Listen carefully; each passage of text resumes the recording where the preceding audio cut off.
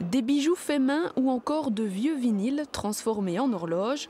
Ces jeunes élèves français, grand-ducaux et belges ont fait aller leur imagination pour créer les produits de marque de leur mini-entreprise. On fait des horloges murales et aussi des bols, des cache-pots et aussi des serre-livres. Tous les produits sont uniques et on peut aussi commander sur choix personnel.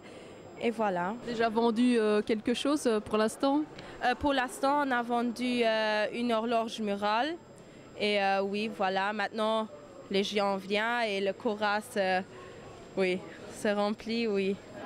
Non loin, Audrey et ses camarades de classe de l'Institut des Arts et Métiers de Pierrard à Virton vendent également leurs produits. Elles ont élaboré une recette de cookies et de rochers à préparer chez soi en un rien de temps. Et des passants se sont déjà laissés tenter. Apparemment, le mélange est déjà presque prêt. Il faut ajouter des œufs et puis faire cuire, ce sera tout. On se laisse surprendre par le résultat. J'espère qu'il sera aussi bon que celui que je viens de goûter là. Vente, marketing, comptabilité, calcul de la TVA et des salaires. Comme de véritables PDG, les élèves dirigent leur mini-entreprise.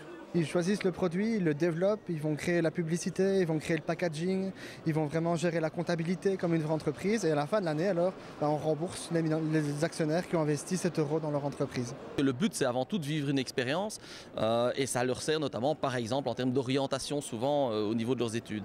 Futur menuisier, Jonathan et ses camarades de classe, eux, ont conçu une boîte à thé pour leur mini-entreprise. Qu'est-ce qu'il y a de positif dans cette expérience?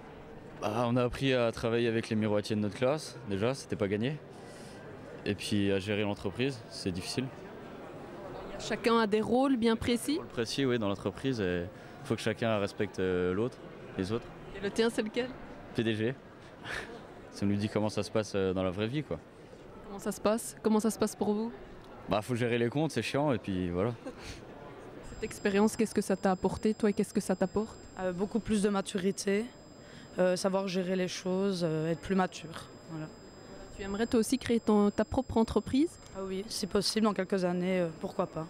Des jeunes fort bien débrouillards et créatifs, comme ces gants tactiles qui permettent de surfer sur ces écrans, ou encore ces vieux divans récupérés dans un sale état et qui ont retrouvé toute leur jeunesse grâce au savoir-faire des élèves français de l'école de la deuxième chance de Longwy.